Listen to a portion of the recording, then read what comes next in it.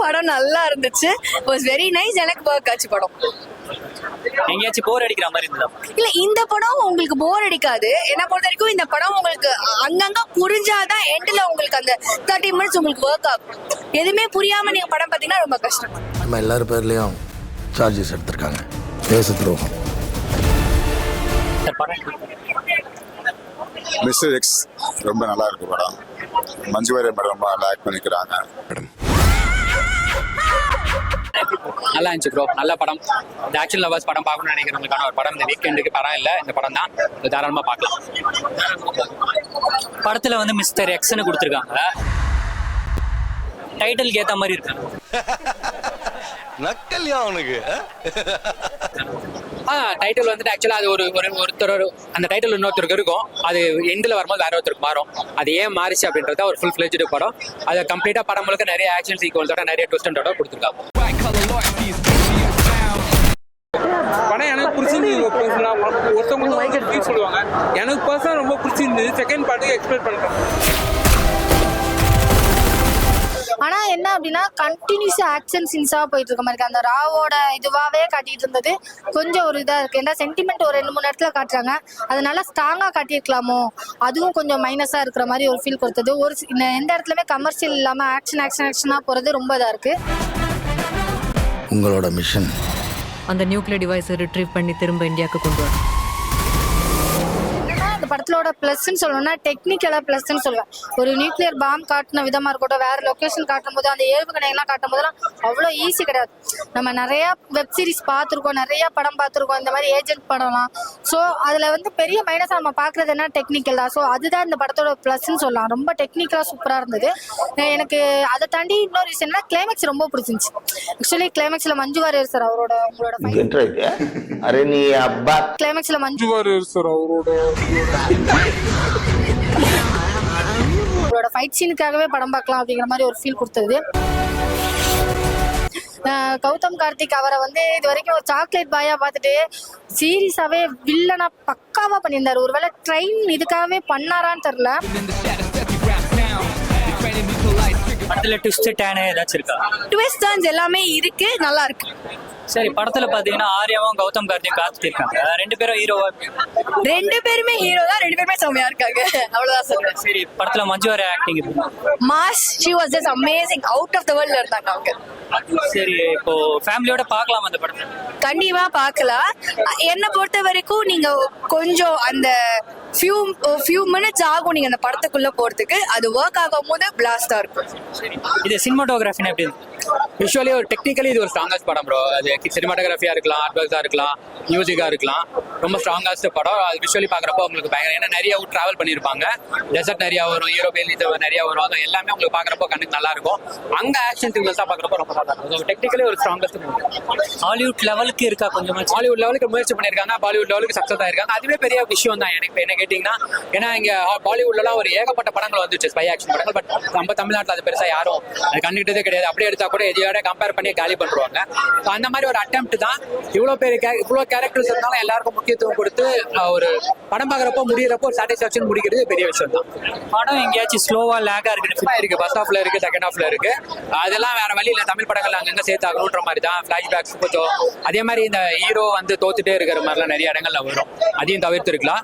But அந்த floss எல்லாம் வந்துட்டு இந்த ஸ்டன் சீக்வன்ஸ் வந்து மேனேஜ் பண்ணிடலாம். இப்போ நம்ம ஹாலிவுட் படத்தை ஜேசன் பாண்டு, அப்புறம் ஜேம்ஸ் பாண்ட் இந்த சீரிஸ் தான் பார்த்துருக்கோம். தமிழ்ல ஸ்பை ஜானர்ல இந்த மாதிரி வந்ததே இல்லை. அது வந்து வந்தது வந்து எனக்கு ஒரு பாசிட்டிவா தான் தோணுது. சொசைட்டிக்கும் பாலிடிக்ஸ்லாம் லைட்டாக டச் பண்ணியிருக்காங்க, சென்டிமெண்ட் டச் பண்ணியிருக்காங்க. லவ் சீக்வன்ஸும் ஃபர்ஸ்ட் ஹாஃப்ல கொஞ்சம் இருக்கு, ரொமான்ஸ் எல்லாமே லைட்டா இருக்கு. வில்லனிசம் வேற லெவல் பண்ணியிருக்காரு கௌதம் கார்த்திக். கூட நிற்க போறது அவங்க மட்டும்தான். சரத்குமார் சார் ரொம்ப நல்லா ஆக்ட் பண்ணியிருக்காரு. ஆர்யா சாரோட பாடி பில்டிங் எக்ஸ்போஸ் பண்ற மாதிரி படத்தோட பிகினிங்ல ஒரு அண்டர் வாட்டர் சீன் ஒன்று வைக்கிறாங்க. நல்லா இருக்கு. அதாவது யூஸ்வலாக நிறைய அண்டர் வாட்டர் சீக்வன்ஸு ஒரு கிளியர் இல்லாமல் இருக்கும். பட் இந்த படத்தில் அந்த அண்டர் வாட்டர் சான்ல ரொம்ப நல்லா கிளியராக அவர் பாடி எக்ஸ்போஸ் பண்ணுறாங்க. அவுட் ஆஃப் ஃபோக்கஸ் இல்லாமல் இருக்குது படம் பார்க்கும்போது. வார் தேவையில்லைங்கிற விஷயத்தை எக்ஸ்போஸ் பண்ணியிருந்த படம். பர்டிகுலராக அந்த நியூக்ளியர் பாம் பற்றி நம்ம ஜப்பானில் போட்ட நியூக்ளியர் பாம் போட்டிருப்பான் ஹீரோ நாகசாகி. அந்த கண்ட்ரியில் போட்ட பாம் மாதிரி ஒரு பாம் இனிமே வேண்டாங்கிறத அந்த படம் எக்ஸ்போஸ் பண்ணுது. அது போரே வேணாங்கிறது தான் அந்த படத்தோட டார்கெட்டாக இருக்குன்னு நான் நினைக்கிறேன். நான் பார்த்தா வரலாம் படம் ரொம்ப இன்ட்ரெஸ்டிங்காக இருக்குது. கௌதம் கார்த்திகோட போர்ஷன் ரொம்ப இன்ட்ரெஸ்டிங்காக ஆக்ட் பண்ணியிருக்காரு.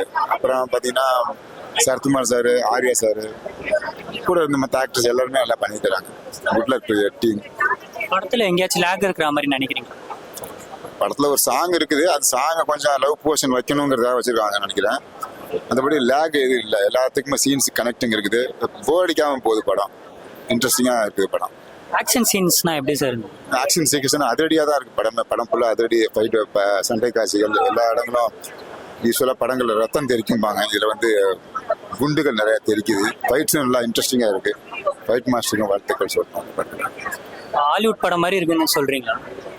நிச்சயமா அதான் இப்போ நம்ம சமீப காலமாக நம்ம ஹாலிவுட் படம் நம்ம மக்கள் பார்க்கறது இல்லை. ஏன்னா அந்த ஈக்குவல் வந்துருச்சுங்க, நமக்கு தராங்க. தமிழ்நாட்டிலேயே நம்ம தமிழ் படங்கள்லேயே தராங்க. மற்ற மொழி படங்களையும் கம்பேர் பண்ணும்போது தமிழில் வந்து பெட்டர் டெக்னீஷியன் எல்லாருமே டெக்னிக்கலாகவே பெரிய லெவலில் டெவலப் ஆகிட்டாங்க. அதனால் நம்ம ஹாலிவுட்டை தேடி போக தேவையில்லை, ஹாலிவுட் படங்கள் தமிழ்நாட்டிலே பண்ணுறாங்க. தமிழ் சினிமா டெவலப் ஆயிட்டு வருது சொல்றீங்களா? டெவலப் ஆகிட்டு வருதுன்னு சொல்ல முடியாது, டெவலப் ஆகிடுச்சு. அது நம்ம வந்து அடுத்த கட்டத்துக்கு போயிடுச்சு. நம்ம அந்த டெக்னாலஜி ஃபுல்லாகவே நம்ம தமிழ்நாட்டுக்கு கொண்டு வந்துட்டாங்க. எல்லா டேரக்டருமே அதை பண்ணுறாங்க. சங்கர் சார் இருக்கட்டும். இப்போ இந்த படத்தில் நீங்கள் பார்த்தீங்கன்னா நம்ம வந்து ஒரு தமிழ் படம் பார்த்த ஃபீல் இல்லை, ஹாலிவுட் படம் பார்த்த ஃபீல் தான் இருக்குது. ஹாலிவுட்டில் தமிழ் ஆக்டர்ஸ் போய் பண்ண மாதிரி வைக்கிது படம். அதனால் அந்த தரம் நமக்கு கிடச்சிருச்சு, அந்த தரத்தை படம் கொடுத்துருச்சு. மியூசிக்னா எப்படி சார்? இசை ரொம்ப நல்லா இருக்குது. மியூசிக்கும் ஃபைட் சீக்வன்ஸ் நல்லா இருக்குது. கேமரா சொல்லணும், கேமரா தான் படத்தில் நிறைய இடங்களில் ட்ரோன் ஷாட் நிறையா இன்ட்ரெஸ்டிங்காக இருக்குது. ஹெவி லேக் தான். அதுக்கு முக்கியமான காரணம் என்னன்னா, டைரக்டர் வந்து நிறைய விஷயம் உள்ள திணிக்கணும்னு ட்ரை பண்ணியிருக்காரு. அவர் வந்து ஒரு ஆடியன்ஸை வந்து ஒரு நேர்காட்டில் கொண்டு போயிட்டு இருக்கும்போது ரெண்டாவது விஷயம் மூணாவது விஷயம் நிறைய எக்ஸ்ட்ரா திணிக்க ஆடியன்ஸோட பார்வை வந்து கொஞ்சம் அப்படியே டைலூட் ஆயிரும். ஸோ ஆட்டோமேட்டிக்காக லேக் ஒன்று உருவாயிரும். அதுதான் இந்த படத்தில் வந்து நடந்திருக்கு. ஸோ படம் வந்து ஃபர்ஸ்ட் ஹாஃப்மே லேக் தான், செகண்ட் ஹாஃப்மே லேக் தான். படம் முடிஞ்சுன்னு நினைக்கிறதுக்கு அப்புறம் வந்து ஒரு 25 மினிட்ஸ் வந்து பார்ட் 2க்கு லீடு கொடுத்துருக்காங்க. அது சுத்தமா தேவையில்லாத விஷயம். ஏன்னா கதை முடிஞ்சு நினைச்சதுக்கு அப்புறம் சம்மந்தம் இல்லாம ஒரு புது விஷயம் வரும்போது இன்னும் கொஞ்சம் லேகா தான் வந்து உட்காரும். ஸோ படம் வந்து கதை வயசு எனக்கு பெரிய லேகு. டெக்னிக்கலா வந்து ஒரு பிரம்மாண்டமான படம் பார்த்த ஒரு ஃபீல் கொடுத்துச்சு. ஒவ்வொரு ஃபிலிமுமே முத்தா ரொம்ப சூப்பரா இருந்துச்சு. சினிமாட்டோகிராஃபர்லாம் உண்மையிலேயே செம்ம சூப்பரா வந்து பண்ணியிருக்காரு. ஸோ அந்த சைட்ல நீங்க எந்த ஃப்ரேம் பாத்தீங்கன்னா செம்ம சூப்பரா இருந்துச்சு. ஆக்ஷன் சீக்வன்ஸ் வந்து ஒவ்வொரு நடிகருக்குமே வந்து மிகப்பெரிய ஒரு அவங்க போர்ட்ஃபோலியோல அந்த ஷார்ட்ஸ் எல்லாம் தனித்தனியா கட் பண்ணி வச்சாங்கன்னா செம்ம பில்டப்பா செம்ம சூப்பரா இருக்கும்.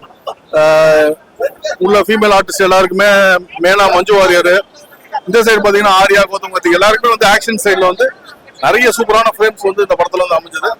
பட் என்னன்னா ஒரு ஆடியன்ஸா இந்த படத்தை வந்து ஓடிடி பார்க்கலாம். பட் சினிமா தியேட்டர்ல மொத்தமா ஒரு படமா உட்காந்து பார்க்கும்போது பயங்கர ஹெவி லேகா தான் இருக்கு. இப்போ கௌதம் கார்த்திக்கோட ஆக்ஷன் சீக்வன்ஸ் வந்து சொல்லும் போது எனக்கு அவரோட ஓப்பனிங் சீனா பாத்தீங்கன்னு வச்சுங்களேன், 40 பேர் வந்து மிஷின் கன்னோட இருப்பாங்க, ஒத்தாலா போயிட்டு எல்லாரையும் வந்து கொள்ளுவாரு. ஸோ இதெல்லாம் வந்து சுத்தமா சாத்தியம் இல்லாத ஒரு விஷயம். ஏதோ ஒரு ரஜினி சாரோ அஜித் விஜய் பண்ணும்போது அவங்க மாஸ் ஹீரோஸ் அவங்களாலே பண்ண முடியாது நம்மளுக்கு தெரியும். பட் ஒரு மாஸ் ஹீரோ பண்ணும்போது நம்ம வந்து ஒரு தியேட்டரிக்கல் மூமெண்ட்டுக்காக ரசிக்கிறோம். பட் ஒரு அந்த அளவுக்கு பெரிய ஹீரோ இல்லாம ஒருத்தர் பண்றாருன்னு வச்சுங்களேன், நம்ம வந்து ஒரு 4 பேர் அடிச்சாருன்னா நம்ம ஓகேன்னு சொல்லிட்டு அந்த சீனை வந்து சீனா பார்ப்போம். 40 பேர் அடிச்சாருன்னா ஐயோ ஒரு ஆள் எப்படி அவனால 40 பேர் அடிக்க முடியுங்கிற மாதிரி ஒரு கேள்வி நமக்கு வந்தது. இதெல்லாம் நம்புற மாதிரியா இருக்கு அப்படிங்கிற மாதிரி நம்மளுக்கு ஒரு விஷயம் வந்துருது. ஸோ அதெல்லாம் லேகா வந்துருது. அந்த மாதிரி அந்த படம் வந்து ஹெவி லேகா இருக்கு. படம் எங்கேயாச்சும் வந்து ரொம்ப ஸ்லோவா போகுது, லேகா போகுது. ஆக்சுவலி வந்து அதான் சொன்னேன், கண்டினியூஸ் ஆக்ஷன்ஸா இருக்க மாதிரி இருந்தது. எனக்கு என்னன்னா கொஞ்சம் கமர்ஷியல் கொடுத்துருக்காங்க கொஞ்சம் ஃபர்ஸ்ட் ஹாஃப்ல. இல்லைன்னா அவங்க நார்மல் பீப்புள் மாதிரி தான் வாழ்றாங்க. ஸோ அவங்கள காட்டும் போது ஃபர்ஸ்ட் ஹாஃப் ஃபுல்லாகவே கொஞ்சம் கமர்ஷியலாக கொடுத்துட்டு அதுக்கப்புறம் அதுக்குள்ளே போயிருக்கலாம் அப்படிங்கிறத. ஏன்னா ஸ்டார்டிங் ஆரம்பிச்சதுலேருந்து எண்டிங் வரைக்கும் அந்த ரா ஏஜென்ட்டுக்குரிய அந்த ஒரு ரொட்டேஷன்லேயே போயிட்டே இருந்தது. எனக்கு எப்படி ஆயிடுச்சுன்னா ஒரு வெப் சீரிஸ் பார்த்த ஒரு ஃபீல் கிடைச்ச மாதிரி ஆயிடுச்சு. அது ஒன்று தான் எனக்கு ஒரு பெரிய மைனஸ். படத்துல கொஞ்சம் கூட காமெடி இல்லையா? இல்லை அந்த அளவுக்கு எதுவுமே இல்லைங்க. எனக்கு சென்டிமெண்ட்டாகவே இப்போ சரத்குமாரை காட்டும் போது அந்த சென்டிமெண்ட் ஒர்க் அவுட் ஆகணும், எனக்கு அது ஒர்க் அவுட் ஆகவே இல்லை. ஏன்னா அடுத்ததுல அவர் வேற ஒரு ஃபைட்டுக்கு போயிடுறாரு, வேற ஒரு இதை காப்பாற்ற போயிடுறாரு, வேற ஒரு விஷயத்துக்கு போயிடும் போது இந்த விஷயம் வந்து டவுன் ஆன மாதிரி ஆயிடுது. அதான் சொல்றேன், ஃபுல் ரா ஏஜென்சில ஃபோக்கஸ் பண்ணதுனால மற்ற எதுல எதையுமே இன்க்ளூட் பண்ணாம இருந்தது எப்படி இருக்குன்னா அதாவது இப்போ ஒரு ஆடியன்ஸா எனக்கு ஒரு ஆக்ஷன் சீன்ஸ் நான் ஒரு ஏஜென்ட் மூவி பார்க்க விரும்புறேங்கிறவங்களுக்கு எனக்கு பிடிக்கும். பட் எல்லாரையும் அப்படியே உட்கார வைக்க முடியாதுல. ஸோ இன்னும் கொஞ்சம் கமர்ஷியல் கொடுத்திருந்தா ரொம்ப பெஸ்டா வந்திருக்குமோ அப்படிங்கிற மாதிரி ஒரு ஃபீல் கொடுத்தோம். கன்க்ளூஷன் இருக்காது இந்த படத்தை, கன்க்ளூஷன் ஏதாச்சும் கொடுத்துருக்காங்களா? கண்டினியூட்டி இருக்குங்க. பார்ட் லீடுக்கு 2 கொடுத்துருக்காங்க. ஆக்சுவலி வந்து அவங்க கொடுத்த விதங்கள் சூப்பரா இருந்தது. ஆக்சுவலி 7 நியூக்ளியர் பாம் அந்த கிளைமேக்ஸ்லாம் ஒரு சீன் வரும்போதெல்லாம் அவ்வளோ சூப்பரா இருந்தது. அதை தாண்டி செகண்ட் ஹாஃப்க்கு லீடு கொடுத்தது ரொம்ப நல்லா இருந்தது. இன்னும் கொஞ்சம் சரத்குமாரை ஃபர்ஸ்ட் பார்ட்லேயே யூஸ் பண்ணியிருக்கலாமோ, அவருக்கு ஒரு ஒரு ஸ்ட்ராங் பில்டர்ஸ் கொடுக்கலையோ அப்படிங்கிற மாதிரி ஒரு வருத்தம் இருக்கு. சரி, ஃபேமிலியோட பார்க்கலாம். பார்க்கலாம். ஓவராலாக எவ்வளோ ரேட்டிங் கொடுப்பீங்க? நான் ஒரு 6 கொடுப்பேன். ஃபேமிலியோட பார்க்கலாமா? நிச்சயமா இப்போ சம்மர் லீவ் விட்டுருவாங்கல்ல, எல்லாரும் வந்து கேமரால ஃபேமிலியாக வந்து பார்க்குறது என்டர்டைன்மெண்ட் நம்மள. சரி, இப்போ ஃபேமிலியோட பார்க்கலாம் அந்த படத்தை. கண்டிப்பா பார்க்கலாம். என்னை பொறுத்த வரைக்கும் நீங்க கொஞ்சம் அந்த few minutes ஆகும் நீங்க அந்த படத்துக்குள்ள போறதுக்கு. அது ஒர்க் ஆகும் போது பிளாஸ்டா இருக்கும். ஃபேமிலி ஆடியன்ஸ் புரியும். ஃபேமிலி ஆடியன்ஸ் அந்த கமர்ஷியல் லெவல்ஸ் பார்க்குறவங்களுக்கு கண்டிப்பா அந்த லவ் காமெடி இதெல்லாம் எதிர்பார்க்குறவங்களுக்கு கண்டிப்பா ஒர்க் அவுட் ஆகாது. பட் ஆக்ஷன் லெவல்ஸ்க்கான ஒரு படம் தான். ஓவரால் நீங்கள் எவ்வளோ ரேட்டிங் கொடுப்பீங்க? எனக்கு 7.5 கொடுக்குறேன். 7.5. படத்துல பாத்தீங்கன்னா ஆர்யாவும் கௌதம் கார்த்தியும் காத்துட்டு இருக்காங்க. 2 பேரும் ஹீரோவா? 2 பேருமே ஹீரோ தான். 2 பேருமே செம்மையா இருக்காங்க.